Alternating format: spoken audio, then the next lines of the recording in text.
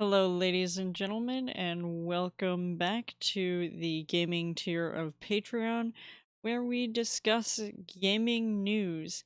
And hopefully, soon I will also have Let's Try some random game for you guys to enjoy and consume that I am not necessarily playing on stream, but I am having a good time playing outside of that because I have a lot of games to go through. So I'm going to try and get those up and running soon. TM.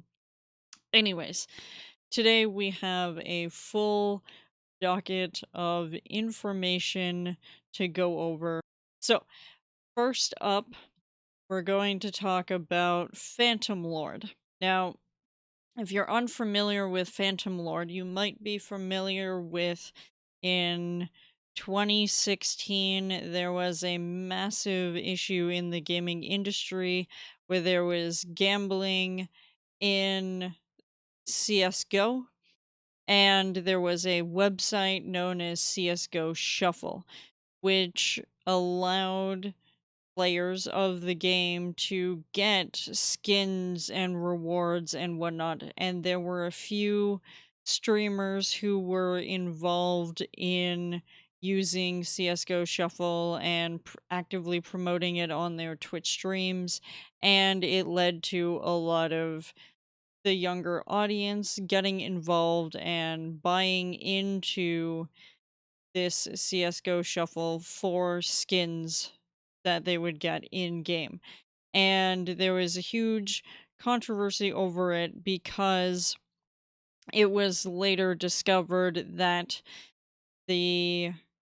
there were a few streamers that supposedly owned the website CSGO Shuffle, and therefore any of the profit that was being generated was going directly to them, and they did not actually repay in kind many of the skins and things that were promised, giving players sort of a false sense of security in terms of, paying for a product and then receiving said product, and in this particular case, there were a lot of news sources, news sites that were talking about how CSGO Shuffle was actually owned by a couple of these Twitch streamers who were actively promoting people buying more and more into the CSGO Shuffle scheme in order to make a lot of money on top of the money that they would already make through Twitch streaming and donations and other things like that. So, what happened was, we'll go with this one first. Streamer Phantom Lord wins 3-year Twitch lawsuit. CSGO players James Varga was banned from the platform in 2016.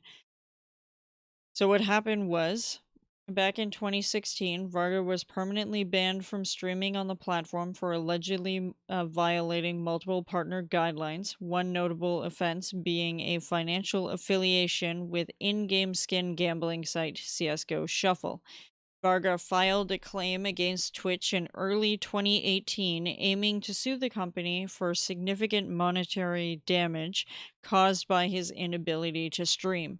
The case also alleged that Twitch failed to give written notice of violations or the contracted 30-day period to address them. After a 3-year lawsuit, Varga announced via Twitter that he won his suit on all counts, and has been awarded $20,720 in damages from the platform. Twitch hit back at Varga with a countersuit in May of 2018, saying that he was warned about and received penalties on Twitch for streaming content that violated his contract. Twitch's response also named Varga as a co-owner of CSGO Shuffle. The filing stated that Varga streamed promotions for a gambling website he had an undisclosed financial interest in. Despite his win, it looks as though Varga will not be returning to Twitch. Now that says a lot because if they are accusing Varga of being financially involved in the CSGO Shuffle gambling site, it meant that he was being financially compensated for every person that was getting involved with the gambling site. And there are very strict rules when it comes to gambling, especially when it comes to the United States and to Canada. So I'm going to briefly state that a number of years ago I was in Las Vegas on a business trip, and one of the things that became very apparent was if you were in a casino of any kind that had any sort of gambling machines or gambling games that you could play. If you were not of age, if you were not 21, you could not even sit there. So even if you were in like the lobby areas where some of the slot machines were, you would not be able to even sit down there. You had to find room on one of the other seats that was not close to the machine, because if you're caught gambling under the age of 21, it's a serious offense. And a similar kind of thing occurs here in Canada, where you obviously are not allowed to enter a gambling establishment if you are not 18 or 19, depending on if you're on the Ontario side or the Quebec side or the rules involved. And it just goes to show that gambling is a serious issue where a lot of people have to go into like some kind of rehabilitation or something because they're addicts. And there are especially vulnerable people on Twitch who are under the legal gambling age. Some of them are under the legal age to drive in certain countries. They're under the age to drink in countries. So you have to be very careful about what types of things you promote and allow on your stream. And CSGO Shuffle was one of those things that they were unduly influencing kids, people who play this game who are trying to be professional gamers, into gambling and having some serious problems. And in a lot of cases, using their parents' credit cards unknowing to the parents, and therefore costing a lot of money, a lot of legal battles, and other massive issues that are just not realized by some of the populace on Twitch. And CSGO happens to attract the younger audience because it is very competitive, it is very PvP focused, it is an esport, and it is extremely easy to get people who are underage interested in buying skins because it doesn't harm anybody, they're just skins, right? So, anyways, because of this suing, countersuing, whatnot, Phantom Lord tweeted just the other day that he won his case. And it gives me a lot of mixed feelings because when you think about it, if he was actively part of the CSGO Shuffle website, then it also means that he is influencing children and younger audience members to get involved with something that is actually illegal. And Twitch obviously turned around and banned him from being able to stream because he's promoting illegal activity to his audience. And at the time, he had a crap ton of followers and made a fair amount of money on the platform, and then to be like denied without any kind of notice. So, on one hand, I am extremely glad that Twitch followed through and banned the guy off of the website because of what he was doing, regardless of if he was financially involved or responsible for the CSGO Shuffle website or not.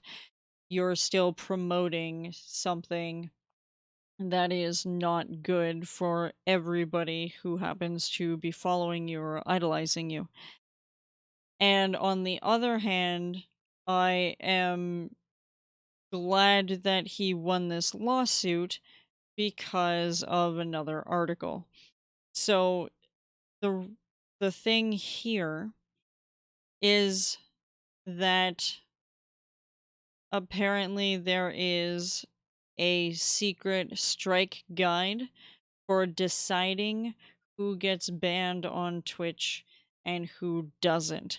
And this is sort of the key thing that the jury saw this was a big deal and thus decided that Twitch violated its own contract with Phantom Lord, and therefore they're going to have to compensate him for the monies lost through his business because he was unduly banned off of the platform. So, this is the article I'm talking about. It's a Dexerto article, which is not a site I frequent because a lot of it I find is extremely clickbaity, but I found this one to be a good enough article where it talks about Twitch has long been scrutinized for how it dishes out bans to streamers, and now Phantom Lord is claiming the site has secret policies in place that are especially concerning.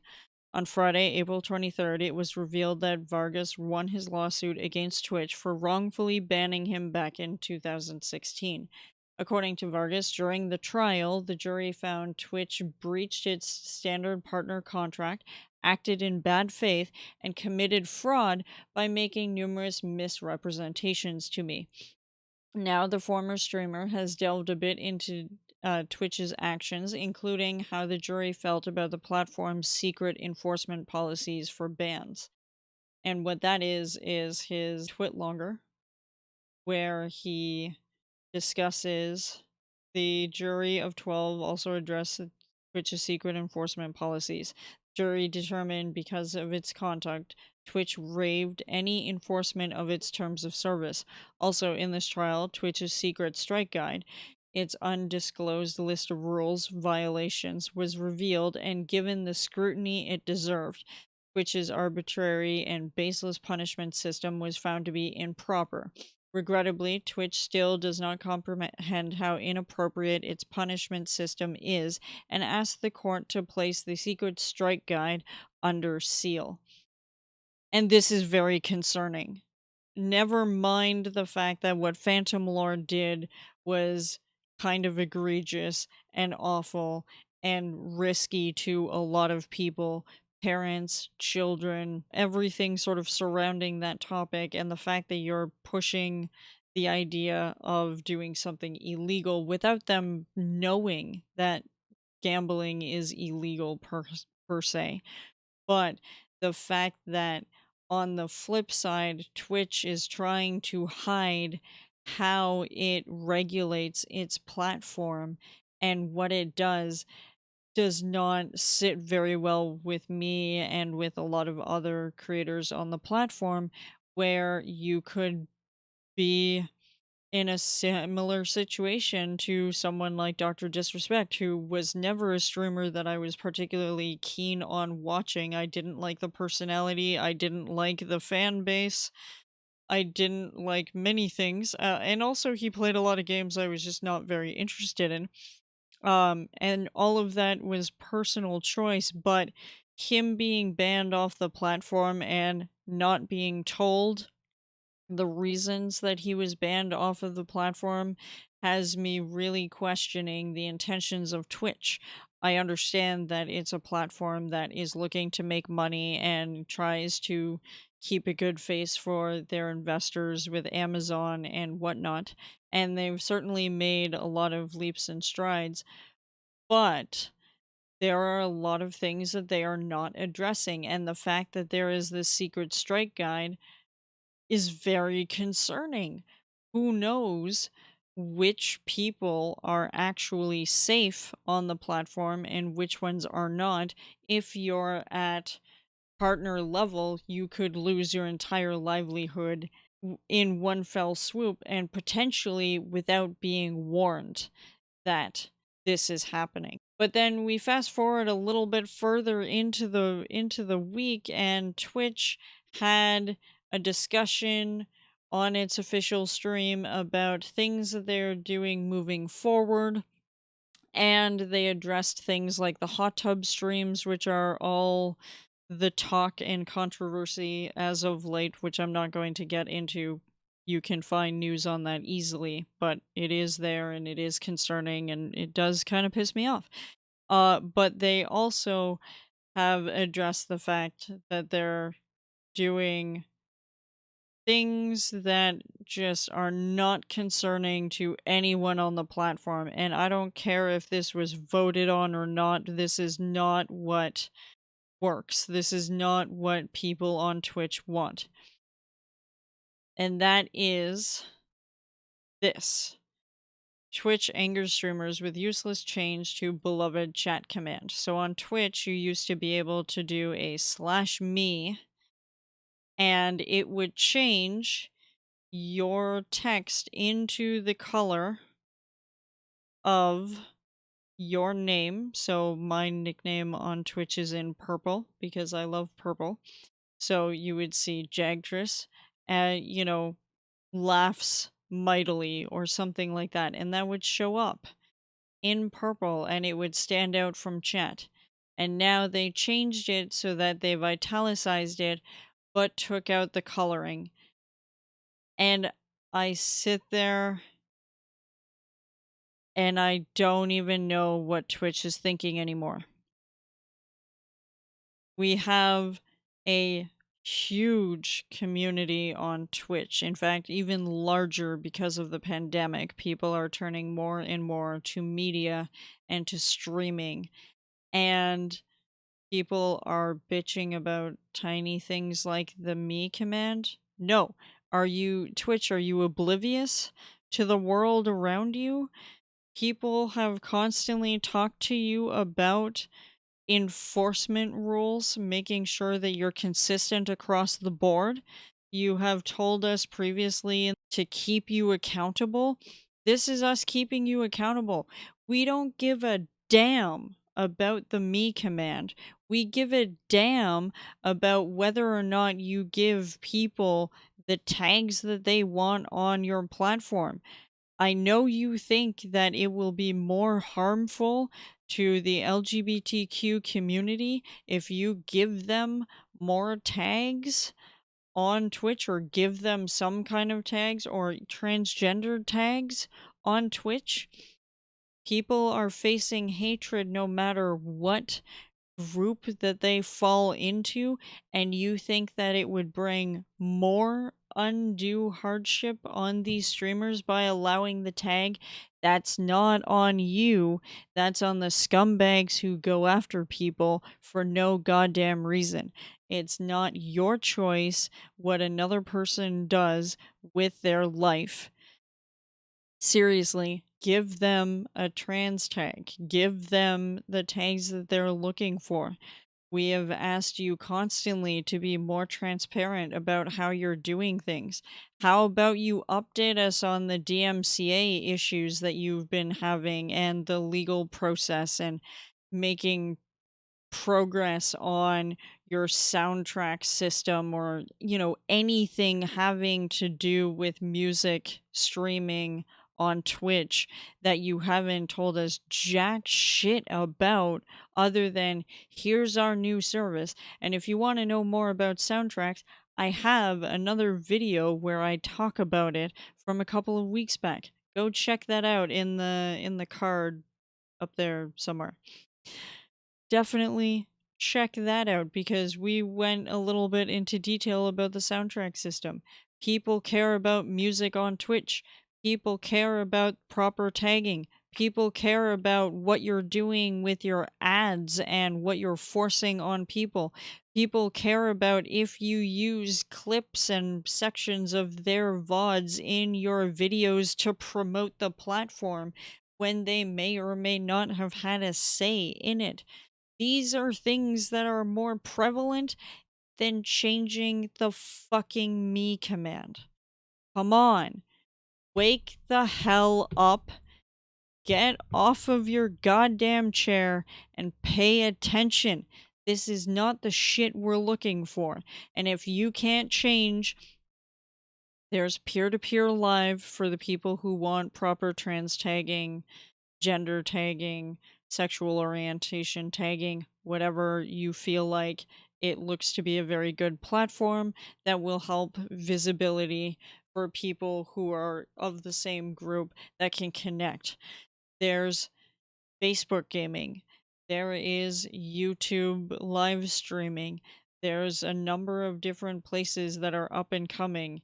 And if you don't get your shit together, someone else is going to come along and they're going to find a way to make things work where you're not going to get a cut. And I'm sorry, no matter how many times you change things to look good and sugarcoat shit, people aren't going to stand for it and they're going to look for alternatives.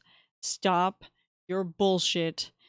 Pay attention to the big issues and actually follow through on the tweet that you said a couple of years back when you said, keep us accountable. We're keeping you accountable. Fucking do something. So, the next thing I want to talk about, Microsoft shakes up PC gaming by reducing Windows Store cut to just 12%. So Microsoft is putting the pressure on Steam and what the cut is between the developers and the platform in terms of revenue. Microsoft is shaking up the world of PC gaming today with a big cut to the amount of revenue it takes from games on Windows. The software giant is reducing its cut from 30% to 12% from August 1st in a clear bid to compete with Steam and entice developers and studios to bring more PC games to its Microsoft Store. Game developers are at the heart of bringing great games to our players, and we want them to find success on our platform, says Matt Booty, head of Xbox Game Studio at Microsoft. A clear, no strings attached revenue share means developers can bring more games to more players and find greater commercial success from doing so. Now, this is important because many people may not realize the cost of creating a game. You have to hire your animators, your voice actors, you have to hire your writers, you have to have a QA department. You have to do all of the marketing and legwork, you have to do all of the programming. There's a lot of different things, and you have to have the staff to do this often.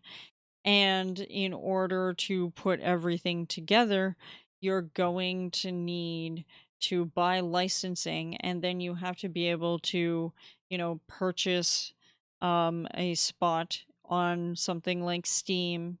All of these things cost money, take a lot of time, and this is one of the things that will often crush indie developers is that you spend all of this time and money and blood getting your game out there, and then places like the Microsoft Store and whatnot would take a massive cut of the profits that you generate, which means you may or may not break even. And while AAA developers have money to sort of throw around and not worry necessarily as hard at the sales revenue after launch, indie developers really have to push tooth and nail to make sure that they make a profit. And by reducing the cut that they get to be on the Microsoft Store, it really shows further and further that Microsoft is trying to be for the gamers and give them access to a plethora of video games to enjoy and to connect with. And they're truly making some excellent strides by doing this. And this is one of the ways that they are looking to help on the developer end. And Microsoft is trying to really, step forward and say, hey, Steam, you have some very big issues. You need to get your shit together.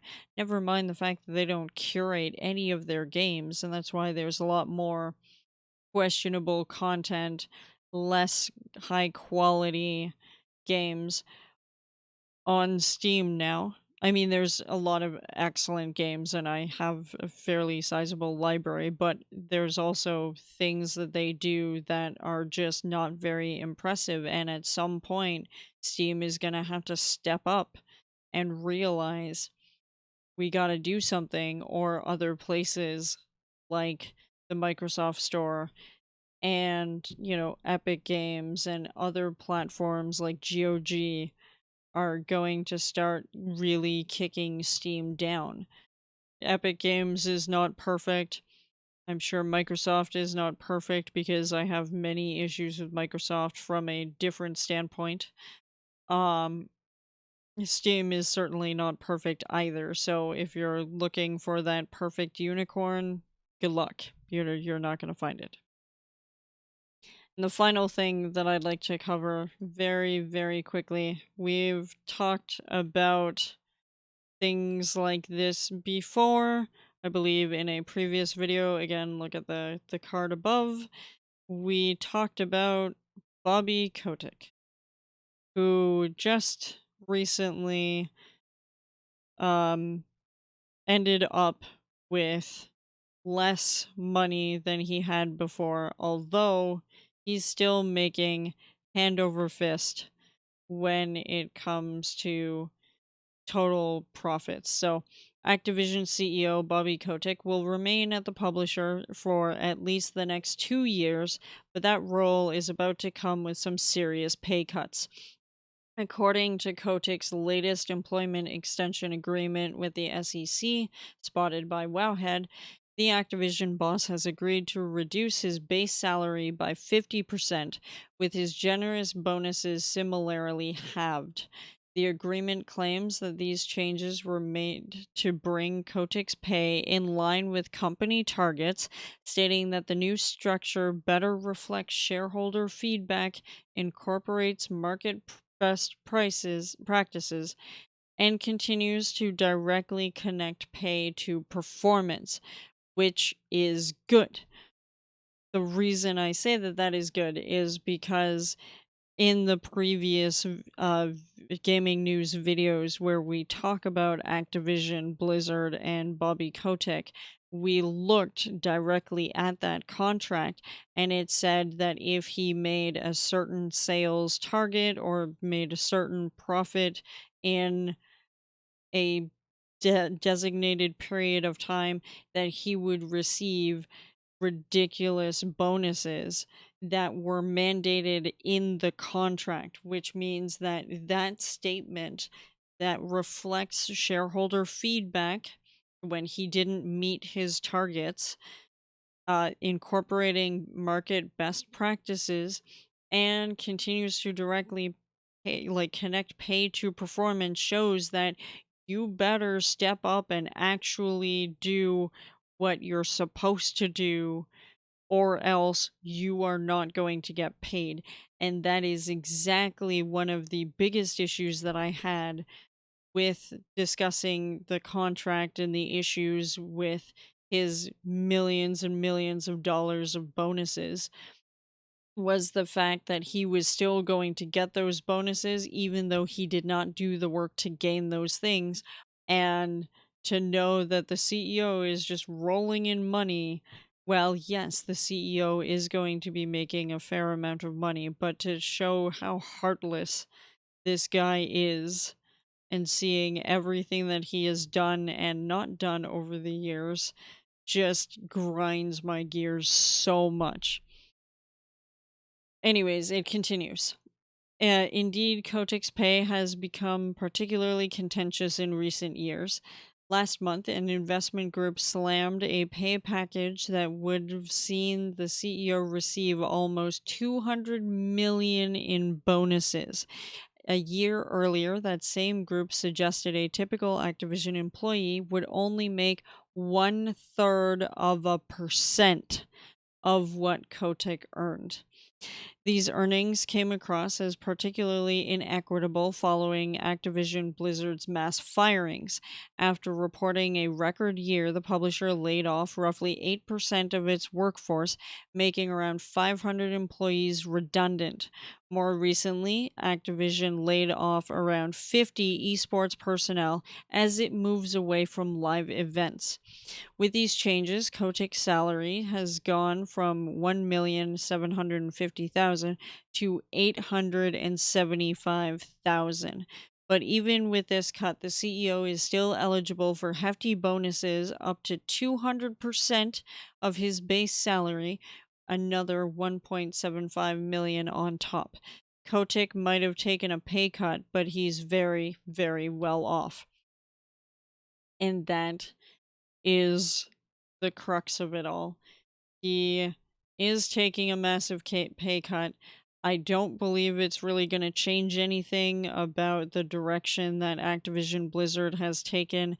And in fact, I was scrolling through Twitter looking for some information and found out that Activision was on my trending feed and discovered that every studio at Activision is now working on Call of Duty. So Crash 4 is being sidelined because of the fact that everyone is focusing on Warzone and everything to do with Call of Duty.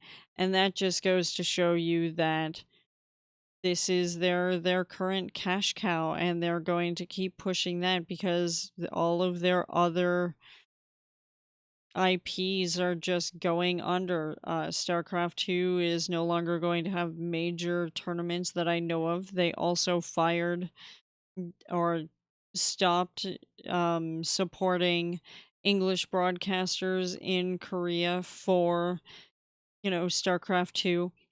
We saw David Kim and Jeff Kaplan and a whole bunch of other people leave Activision Blizzard. Some of them went to Dreamhaven, creating their own studio and working on some new IPs with the expertise that they have gained over the years at Blizzard when Blizzard was still good, and David Kim just, walking away from everything shows a lot. The fact that Jeff Kaplan, who was supposed to be working on Overwatch 2, like the lead person on Overwatch 2, decides to go, you know what, see ya later, and walks away.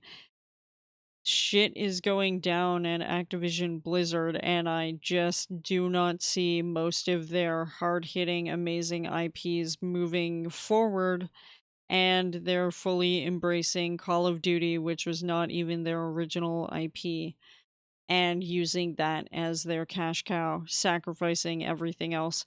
And it's sad to see that one of the best companies for a very long time has driven itself into the ground because of Activision's involvement and because of the ridiculous bonuses and things that Bobby Kotick continues to make.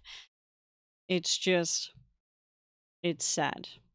It's just sad. I once really loved Blizzard, and the last 3 years have just been a kick in the face to any major fan.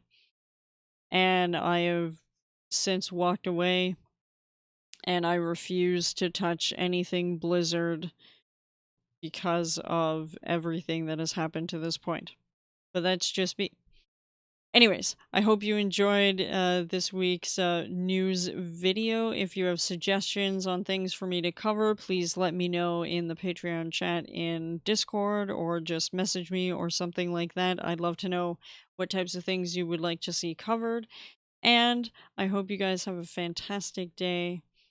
I will see you for sure in the next video.